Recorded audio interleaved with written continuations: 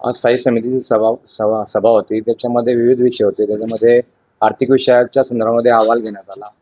ज्यामध्ये जे महत्त्वाचे विषय जे होते सन्मान्य सदस्यांनी जो मांडला, त्यामध्ये नितीन भाऊ असतील, दीपक भाऊ असतील, अरुण भाऊ देशमुख असतील, जवळपास सगळ्यांनी विषय मांडले. त्याच्यामध्ये गाड्यांचा प्रश्न जो होता तो आज चर्चेला आला आणि त्या अनुषंगाने गाड्यांच्या संदर्भामध्ये जो चर्चेसाठी त्याचा अंतिम निर्णय घेण्यासाठी राज्याचे मंत्री आदरणीय गिरीश भाऊ असतील, पालकमंत्री महोदय असतील गुलाब भाऊ आणि आपल्या जळगाव शहराचे आमदार राजूमामा यांच्या माध्यमाने शासन स्तरावर पाठपुरावा करण्यासाठी स्थायी समितीचे सर्व सदस्य त्या ठिकाणी पाठपुरावा करतील असं आज ठरवण्यात आलं.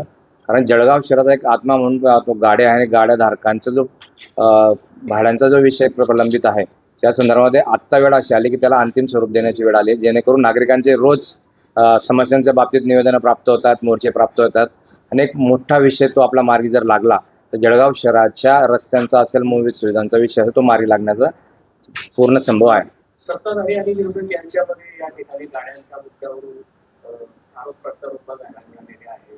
वारंवार या ठिकाणी व्यापाऱ्यांना आश्वासनं दिली जातात, मात्र कुठल्याही प्रकारच्या या ठिकाणी ठोस भूमिका होत नाही असंही या ठिकाणी जे विरोधक आहे इब्राहिम पटेल यांनी मुद्दा उपस्थित करताना म्हटलेला आहे.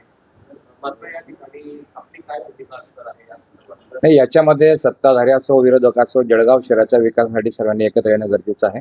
आणि या संदर्भामध्ये आज जरी आपल्याला वाटलं असेल की विरोधकांनी त्याच्यामध्ये विरोध दर्शवला, परंतु एकंदरीत जळगाव शहरासाठी जळगाव शहर महायुती असेल किंवा विरोधक असेल, आज सध्या तरी जळगाव शहरामध्ये विरोधक कुठे दिसून येत नाही. परंतु त्यांनी या ठिकाणी त्यांनी संमती दर्शवली की ह्या मार्केटच्या संदर्भामध्ये आम्ही आपल्या नेत्यांसोबत येऊ आणि त्यांनी ते सुद्धा स्थायी समितीचे सदस्य आहेत इवाबाई, ते सुद्धा त्यांनी आज आपल्याला होकार दाखवले की आम्ही ह्या कामासाठी आपल्यासोबत असणार आहे. सगळ्यात महत्त्वाचा विषय म्हणजे आरोग्य विषय, तो विषय मांडला आहे सगळं. त्याबद्दल आपण काय भूमिका असणार? डेंग्यू मलेरिया खरं म्हणजे सन्माननीय सदस्य नितीन भाऊ लड्डा यांनी बीव्हीजीच्या संदर्भात तो विषय मांडला आणि त्यांच्या विचाराशी आम्ही सर्वच सदस्य त्या सहमत होतो की बीव्हीजी या कंपनीने जे काम घेतलं आहे आरोग्याच्या बाबतीमधलं ते असमाधानकारक आहे. या बाबतीमध्ये प्रशासनाने त्यांना वारंवार दंड लावलेला आहे, नोटीस दिलेले आहेत, परंतु एवढं केल्यानंतरही त्यामध्ये असं ठरलं की नुसता दंड लावून हा त्यावरचा उपाय नाही, त्याच्यावर एक अंतिम काहीतरी एक निर्णय झाला पाहिजे. आणि जळगाव शहराच्या या आरोग्याचा जो विषय आहे ज्यामध्ये कचरा उचलणं असेल, विविध जे त्याच्या अंदर चालणारे जे प्रोजेक्ट आहेत त्याच्या बाबतीमध्ये आपण तो निर्णय अंतिम घेतला पाहिजे. त्या अनुषंगाने आज प्रशासनाला मी सूचना केल्या आहेत की त्यांना अंतिम नोटीस देण्यात यावी आणि त्याच्यानंतर महासभेच्या याच्या पटलावर तो विषय ठेवणार की अंतिम जो धोरण आहे ते ठरवण्यात यावं. आणि जर अंतिम याच्यामध्ये जरी बीव्हीजीने आपलं काम सुधारण्याचा प्रयत्न केला नाही तर त्यांना आपण ब्लॅकलिस्ट करण्याचा आपण त्यांना पुढच्या सभेमध्ये निर्देश देऊ.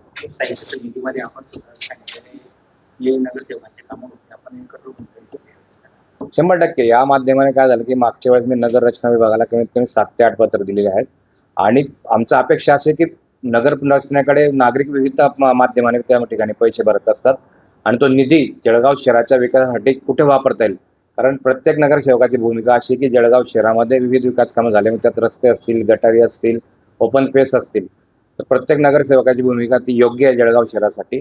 मग आम्ही प्रयत्न करतो की विविध हेडखाली जे नगर रचना विभाग असेल कुठल्या ठिकाणी आपल्याला निधी उपलब्ध करता येईल आणि ते एकत्र जमा करून आपल्याला विकास कुठं करता येईल, रस्त्यांसाठी निधी कुठे देईल त्या मानाने आम्ही प्रयत्न करतोय. आणि तोच हेतू होता की नगर रचना विभागाने आतापर्यंत कुठलाही निधीच्या बाबतीत माहिती दिलेली नाही, का दिली नाही या बाबतीत आपण आज आपल्यासमोर त्यांना आपण सूचना केलेल्या आहेत आणि त्यांच्यावर कारवाई करण्याचे आपण त्यांना आदेश दिलेले आहेत. महापालिकेच्या लागलेले समस्यांचा डोंगर आहे. नाही, बरोबर आहे. जळगाव शहराचा जो नागरिक आहे सगळ्यांना आम्हालाही ती त्यांची कल्पना जी आहे आम्हालाही त्यात दुःख वाटतं की निधी अभावी आपण ते कामं करू शकत नाही. याचा आजही तो चर्चा तीच होती की कुठून तरी डेप्युटीच्या माध्यमात असेल, पालकमंत्री महोदयांच्या माध्यमात असेल, गिरीश भाऊंच्या माध्यमात असेल, राजूमामांच्या माध्यमात असेल, निधी कुठंतरी आणायचा आणि जळगाव शहरातला जो विकास आता पूर्ण करायची वेळ आलेली आहे तो पूर्ण करायचा आम्ही प्रयत्न करतोय. ठेकेदार काम करण्यास तयार आहे, पैसे मात्र कार्यालय जिल्हाधिकारी आज सन्मान्य सदस्यांनी या विषय मांडले. या विषयामध्ये आपण शहराभियंत्यांना सूचना केल्यात. या गोष्टी आयुक्त महोदयांच्या कानावर टाका आणि जे विकास कामं मंजूर झाले असतील, ज्यांना बजेट लागला असेल त्यांना तात्काळ वर्क ऑर्डर देण्याच्या सूचना केलेल्या आहेत. जळगाव म्हणून सगळ्यांना त्याच्या मनात आहे की पूर्ण महापालिकेमध्ये भाजपची सत्ता आहे, पण तू कुठले विकास कामं झाली 6 महिन्यात? बघा, 6 महिन्यामध्ये काय झालं तर 2.5 वर्ष जो होतं प्रशासक होतं, बऱ्याच गोष्टी डिस्टर्ब होत्या, प्रशासनाने काही गोष्टी केल्या नव्हत्या. परंतु आम्ही तिघे पदाधिकारी जे आहेत, समजा महापौरताई असतील, उपमहापौर मनोज भाऊ असतील, मी असेल, आम्हाला ती यंत्रणा चालवण्यासाठी तेवढे 6 महिने गेले. कारण सगळ्यांची शिस्त बिघडली होती. प्रशासना बाबतीमध्ये बऱ्याच काही अनियमितता होत्या आणि ते आता अनियमितता पूर्ण करता करता आज ती वेळ आली की आज जो सदस्यांनी जो विषय मांडला की विकास कामं आत्ता तरी झाले पाहिजे. त्या संदर्भात आपण ते विकास कामांची सुरुवात करण्यासाठी प्रशासनाला आज आदेश केलेले आहेत.